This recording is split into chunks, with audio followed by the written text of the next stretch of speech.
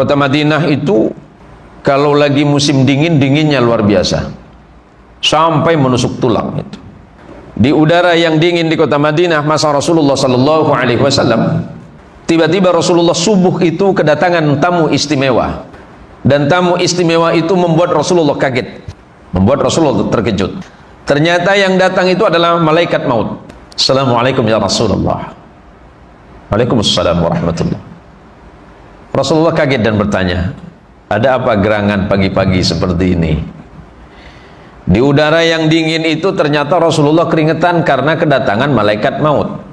Dan Rasulullah kemudian bertanya, ya Israel, apa kira-kira yang membuat engkau datang kemari subuh ini? Begini ya Rasulullah, saya cuma mau beritahu, mau bagi tahu orang yang sedang azan di masjidmu itu, besok asar Allah perintahkan saya untuk cabut dia punya nyawa. Hati-hati. Serius saya. Kenapa?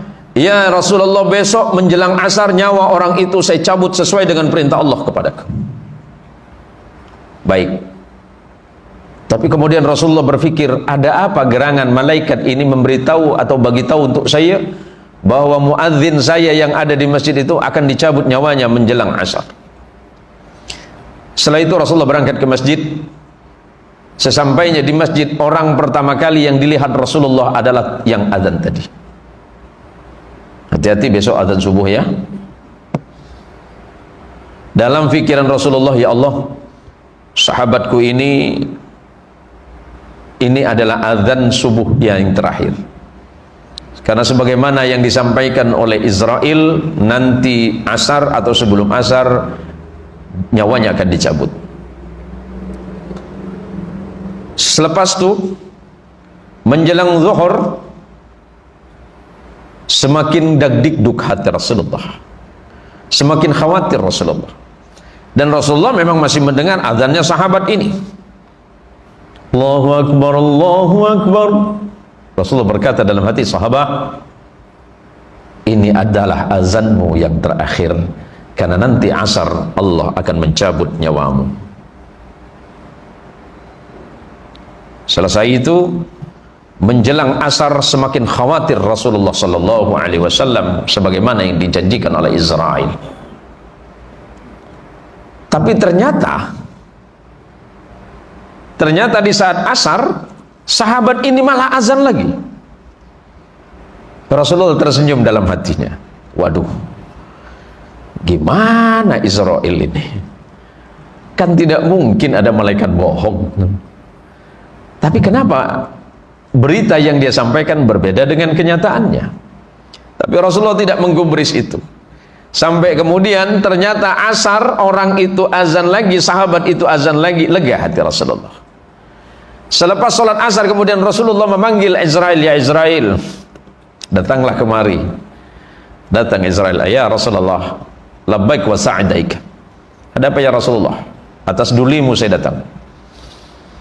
Begini Israel, tadi subuh engkau bercerita kepadaku bahwa muadzinku yang ada di masjid itu akan kau cabut nyawanya menjelang salat asar. Tapi ternyata tadi barusan salat asar dia azan lagi. Ada apa itu? Ya Rasulullah, saya tidak bermaksud membohongi anda ya Rasulullah. Memang Allah telah memerintahkan kepadaku untuk mencabut sahabatmu yang azan itu. Tapi ketika saya temui dia untuk saya cabut di Allah, ya Rasulullah, turun perintah Allah agar aku mengundurkan untuk mencabut nyawanya. Kenapa? Karena barusan sebelum berangkat ke masjid dia sedang bersilaturahim ke tetangganya. Maka karena dia senang bersilaturahim ke tetangganya, maka Allah memerintahkan kepadaku, yang pertama, jangan cabut nyawanya. Dan yang kedua, aku masih mengizinkan usianya aku panjangkan 83 tahun lagi. Kabar gembiranya seperti itu kira-kira. Tapi itu khusus sahabat. Kalau kita tak paham juga. Tapi yang jelas, bahwa sesiapapun yang mau duduk bersama-sama bersilaturahim di jalan Allah, Allah pasti berikan kemudahan urusan dunia dan akhiratnya. Dan yang kedua, Allah mudahkan rezekinya. Allah mudahkan rezekinya, Allah panjangkan umurnya.